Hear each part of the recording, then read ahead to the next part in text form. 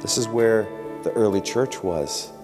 They didn't memorize a really good spiel. They didn't do like the timeshare thing. We're going to take people and give them the best meal of their life, and then we'll give them the pitch. No. The table was the point, and the outcomes belong to God.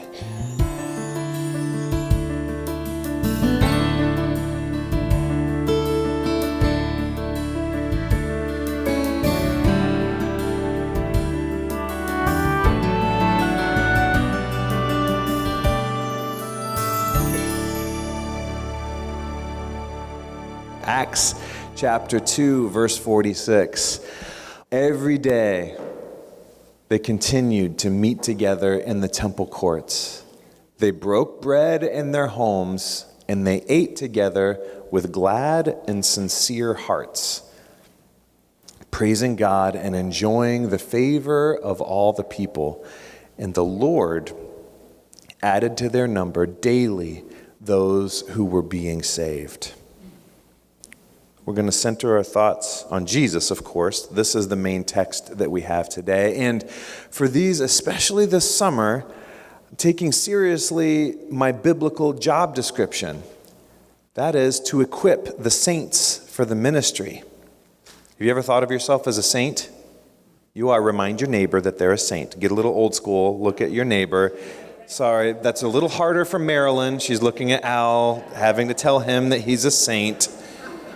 You're a saint. Looking at your kids, spouse, grandpa, whoever you're here with. But you're the saints.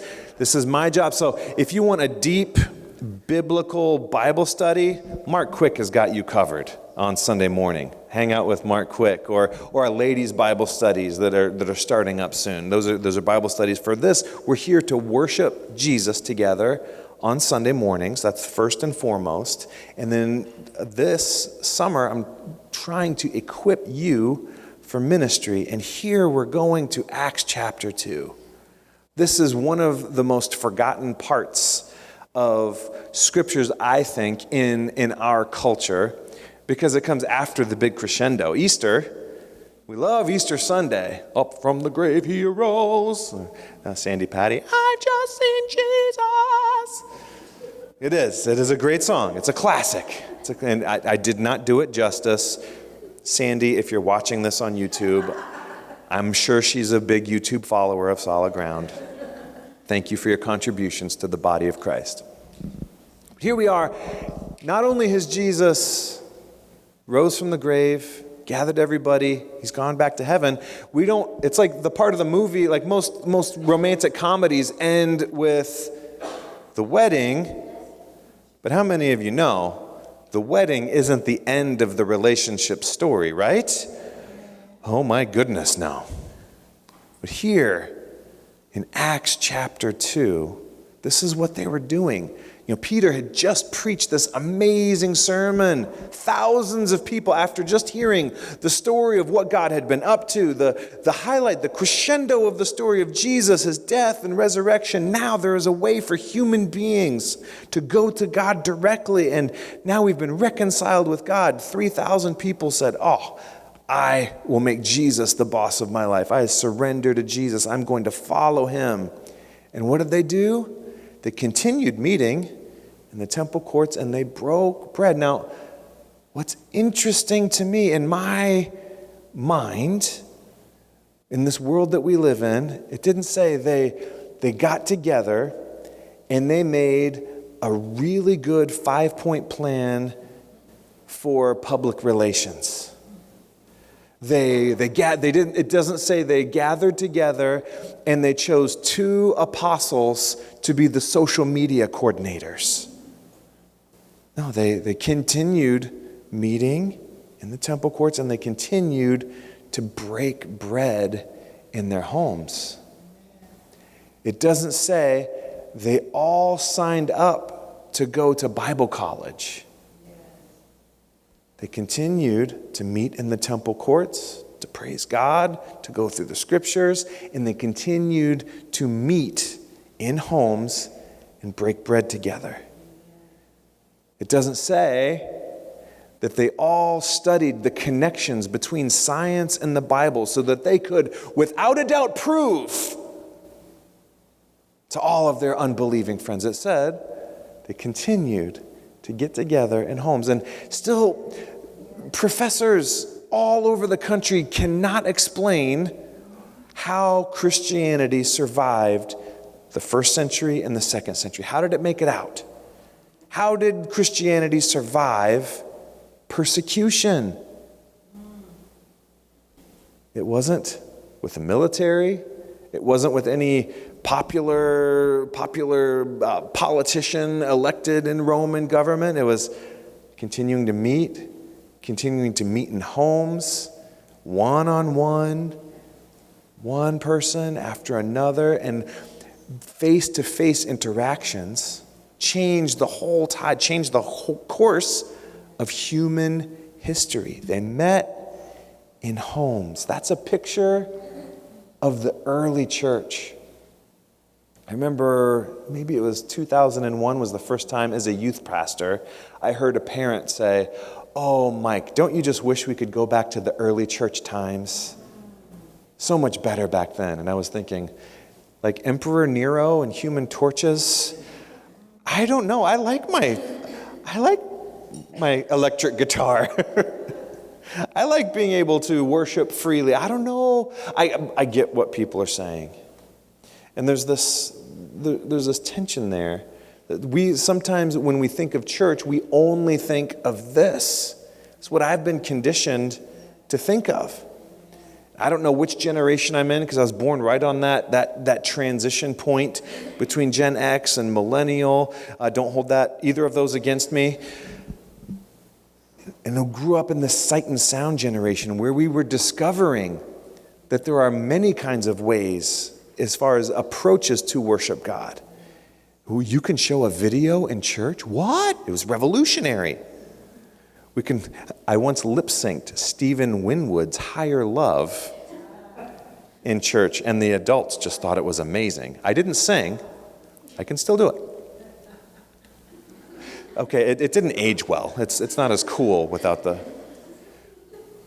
But we can think, oh, church, what is that? Oh, that's when we get together at 10 a.m., and sometimes it's in the fellowship hall, sometimes it's over there, sometimes Mike's boring, sometimes I go to sleep, sometimes the music's good, sometimes something. The early church didn't have all the stuff. They didn't have places to meet. They had homes to meet in. They had bread to break. They were still figuring things out. When you start to study church history, by the time the Bible was written, I heard this fact this week from Pastor Jeff Wright, a friend of mine. Every letter in the New Testament was written to a church that was losing its way already. Think about that. These are people who were alive at the same time as Jesus, whether they knew him or not.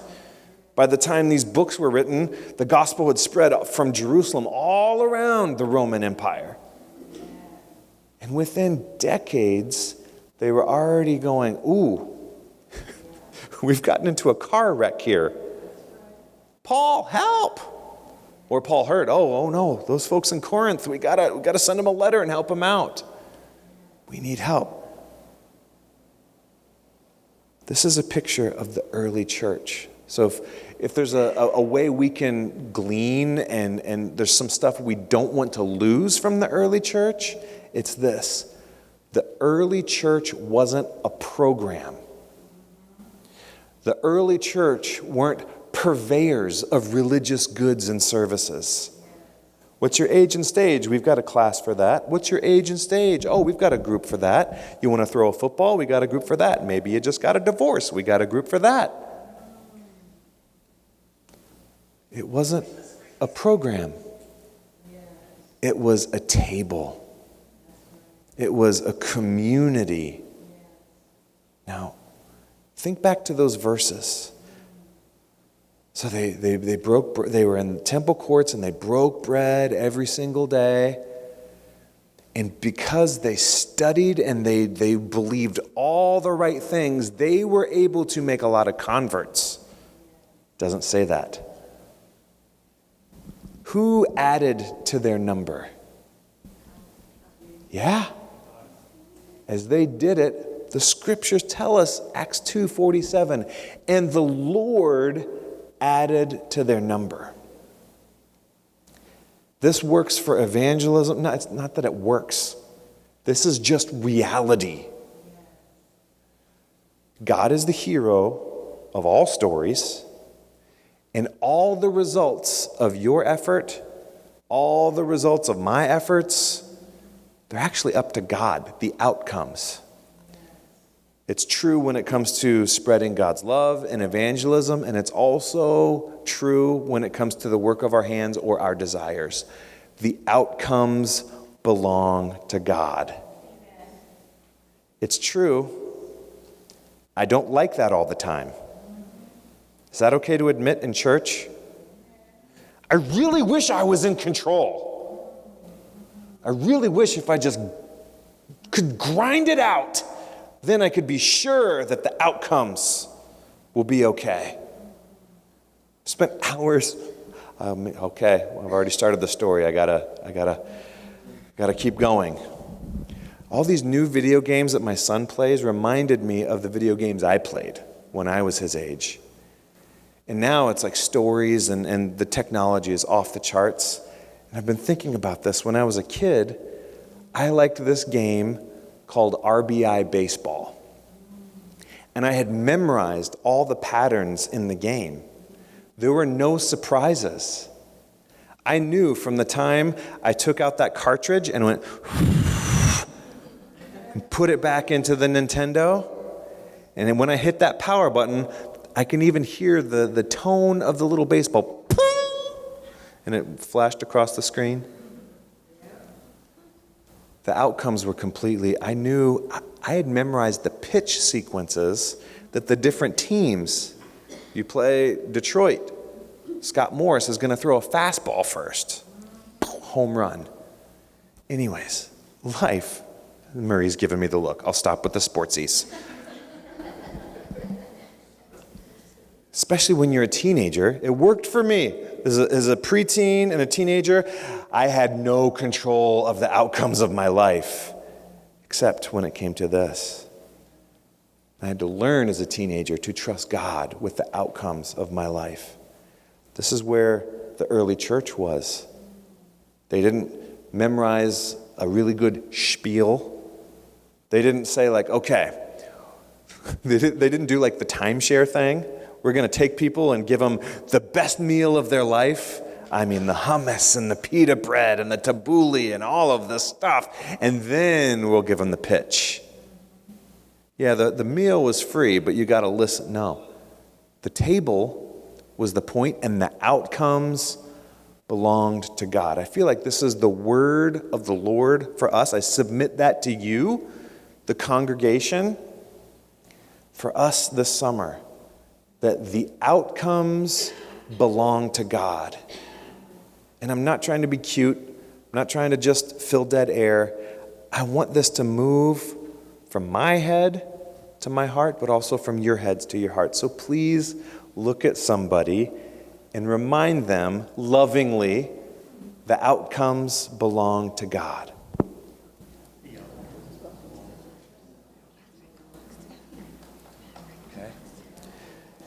Those outcomes are in much better hands, in God's hands. We plant a seed, and Jesus compared it to farming so much. We can plant seeds, we can tend the garden as best we can. Only God brings the sunshine, only God brings the rain. Your job is to tend a table, metaphorically speaking. God is the one that brings the outcome. God is the one that handles addition. You and I, we tend a table. God is the one that handles the addition. Before Marie and I had the privilege of moving here and joining Solid Ground, there was a brief moment where I really needed a job. We were talking with Pastor Gabriel in Paris, and about the prospect of moving our family. Then, 8 years ago, Levi was a baby. All my kids seem like babies. They were real little. And there's this immigrant from the Democratic Republic of Congo who had a church that was just multiplying in one of the biggest cities in the world. And I thought, it would be amazing to learn from him. And I thought it was interesting going through this passage. One of the things I learned is that in some cultures and in a lot of cities like Paris, you don't have people over at your house because your apartment's so small. If you had more than 3 people, you'd be all at the table like. So the idea of a table is very flexible. And of course, in that city, there were bistros and cafes, so why would you eat at home? You can go eat really good food. So when I say our job is to go to the table, some of you have tables. Oh my goodness, use that. If you don't have a table, that doesn't mean, sweet, there's my side door. It's your job to invite yourself over to someone's house who does have it, or to get creative. Because if we're really following Jesus, he invited himself over to lots of people's houses. So you're not being pushy, you're just following in the footsteps of your rabbi, Jesus Christ, when you invite yourself over. Second of all, we go to the table, we can have an imagination of what this looks like. It doesn't have to be, I don't have a table. But there's lots of different ways that we can engage in this. God handles the addition, and we need to understand and remind ourselves, especially if you're in a season of life, not that I know anything about this, where you have lots of kids and lots of activities, the idea of having people over to your house, for some people, not for me, I'm easygoing. For some people, that might be overwhelming. I know a guy. There's a difference between hospitality and entertaining. Some of you are gifted at both. And there's a difference, though. Not all of us are gifted at both. Hospitality is open and welcome. There may be laundry on the couch that the people have to move. That's hospitality. And I know that's also killing your image. It's painful. It's amazing the way God opens your eyes when new people are in your house. I didn't even know dust could accumulate on those little wooden thingies on the floor.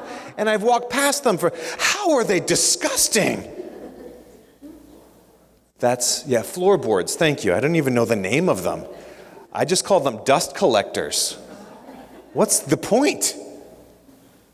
But the point is, when you start noticing those things, and I know it's painful, and there's no shame here, and this is not, we're going to take you from a square 0 to square 100 in one day. At all. No. Just submitting to you the idea that hospitality is different than entertainment when it comes to table fellowship. Some of you are amazing at entertaining people. I mean, you go over to your house and there's a name card. It's not even just choose your own seat. I don't even have to waste brain power on it. Oh, this is where I sit. Oh, I do say. Let's sit here, Marie. Where shall we spend our winter this year? Now I have time to think about that because there's a name card here. How lovely. You use words like lovely when you're entertained. Hospitality doesn't have to be that. My heart is to try to take that off of our shoulders. And hospitality doesn't have to start with people in your house. Enjoying hospitality doesn't have to start with you going into someone in a stranger's house. Especially for our culture, we don't spend a lot of time in other people's houses. It feels weird. For so long we've been like, let's just all meet in each other's homes. Well, step one is you should probably know them first before you're judging how dusty their floorboards are. There's steps. You don't have to just jump right into this and throw yourselves. There is a pattern, though. The spending time together. We can talk all day. We can get on whatever soapbox we want. Oh, kids these days. Oh, the technology is the algorithm. Ooh, that algorithm. That family member is listening to this algorithm, and I've got my algorithm, and we just can't be together.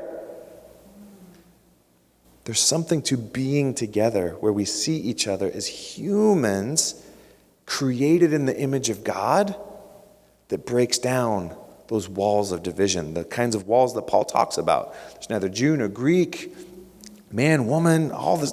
No, we're all one in Jesus Christ. That happens around the table, and we can invite other people into it. So to pique your imaginations, to prick your imaginations a little bit, I really enjoy showing you a video testimony that the people in it haven't seen before. File this under ask for permission later, but forgiveness. Anyways, I want to show you an example of what this looks like in real life. So please turn your attention to the screens, and we're going to watch a recent story of this happening.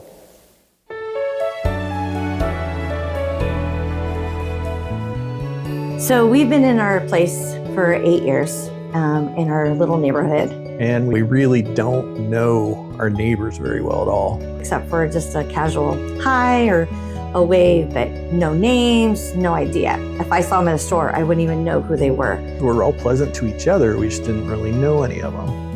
And so we were in church the week before 4th of July, and Pastor Mike was talking about Clara just making cookies. And I was like, what an easy concept. Something so simple. We started brainstorming, what could we do to interact with our neighbors? What would be an avenue to create connection? How about we invite the whole neighborhood to 4th of July? We always have dessert. We invite a few friends and family, and what would be a few more. The thought was terrifying that there's nothing worse I hate than, people knocking on my door. And the thought of, going and knocking on other people's doors was terrifying. We never would go up to our neighbors because you're always scared that you're going to be rejected.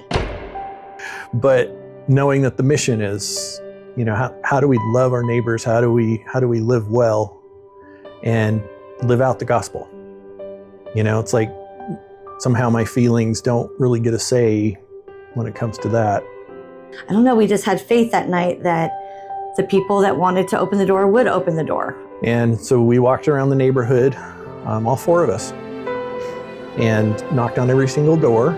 If they weren't home, we just put it on their door. If they were, we said, if you're not busy, we'd love to have you.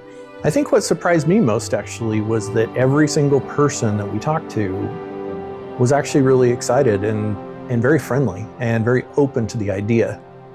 We dutifully got the table prepared, put all the food out there, took a bunch of chairs out there completely in faith. And the whole time in my mind, I'm just like, oh, what if nobody comes? Is this all just for nothing? All that kind of stuff. Even at 7 o'clock when we had told everyone to be there, no one was there. And Pastor Mike was just checking in on us, and I go, no one's here yet. And he goes, I'm praying right now. And at that moment, from across the street, here comes somebody carrying a dessert. And, we were so excited. We're like, are they headed this way? Are they headed this way? And yes, they were. The first thing we learned was names. That was a big deal because we didn't know anybody. So it was neat to just find out the lives of some of these people. Found out actually that one of our neighbors kind of across the street, it's like they're up against a lot of challenges right now. They're a young family. One of their kids had to have open heart surgery, and they don't really have anybody in this area because they moved from out of state. And she started kind of opening up and sharing kind of how lonely she was, and she's homeschooling the kids, and he works all day kind of far away, and they just don't really have any friends. Again, just total ministry opportunity that I didn't really anticipate, just kind of opened itself up. And we want to continue that relationship and continue that connection. We planted a seed. How do we keep cultivating that? How do we keep growing that? For the neighbors across the street that don't really have anybody, we've already been talking about how to get them over here for dinner. As we build this connection with our community, I want to build relationships and build trust. Don't be scared to do it. I know the nerves can come up and it can be overwhelming at times to just think of the rejection. Don't let fear win. Push through it, reach out, make that first connection. It only takes a hello. It just says, hi, my name is so-and-so. What is your name? That's all it takes. You have no idea what people are up against, and you have no idea what an answer to prayer you might be just by doing what God's asking us to do. And our little tiny part in it, all we got to do is take that first step.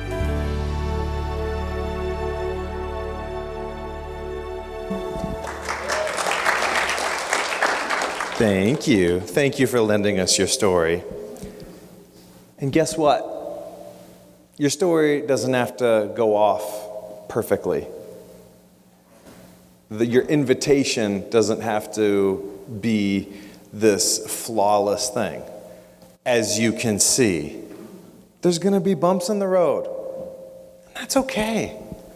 And maybe you're not at a place with the people you've been praying for. Maybe you haven't prayed for anybody yet. Maybe you haven't noticed anybody yet. And that's okay. Jump in right where you're at, because there are so many people in this area, in this neighborhood, where God has placed us that need people like you, that need to hear your story, that need to be noticed by you, because Jesus lives in you. Let's not continue just thinking, oh, they'll find out.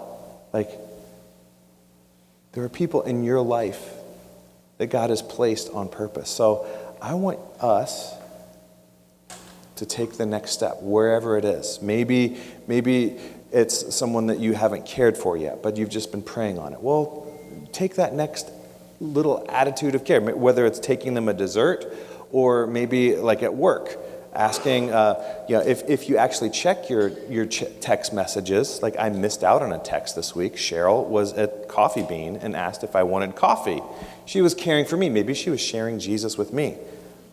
But you can do that with the other people in your life. Notice them, pray for them, care for them, have real conversations with them, and then start inviting them into something, whether it's here, but it doesn't have to just be at the church. This is like what Ryan and Kathy did on 4th of July. They took a normal, well, sort of normal. There's never a normal 4th of July in Rialto and Fontana and anywhere east of here, it seems like.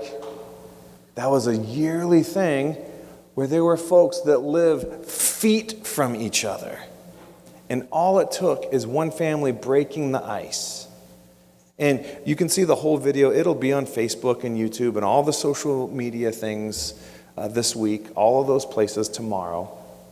But they took a chance and didn't realize that the people that most, like they were most scared of, like, oh, I don't know about how this is going to go, those were the people that needed connection the most. And this isn't to pour guilt on. This isn't to say, hey, let's do this. It's, hey, as we are going about our normal lives, let's ask that God would open our eyes and place people in front of us and make us into the kinds of people that God will bring the hurting and the broken and the lost to. And I don't picture them just coming to one big service with, there's 4th of July, there's a national night out coming, there's Halloween coming. It's very rare in Southern California that neighbors in neighborhoods, apartment complexes, condos, townhomes, wherever you live, we don't talk to each other a lot. At most, we do this to our neighbors. Or maybe this. But there's a few times a year where we go around. What if we make the most of those? I've heard about, there's some folks here that would put a fire ring in their driveway every Halloween. Like, what if instead of having this big thing, like, okay, all summer we've been talking about you inviting people to follow Jesus, what if instead of a big thing of let's all bring them in here and get a bunch of people in the room, what if we invited people to dozens and dozens of the best parties all around the city for National Night Out, for Halloween, for the next 4th of July's, and things like that. And if you don't have a driveway, you could say, hey, I need a driveway, and we could connect you with someone who does have one, or figure out an alternative space for you to meet, and that they can invite people, because it's not just inviting them to an institution or a building. Ultimately, the most important thing we can do is bring people to Jesus and bring Jesus to people.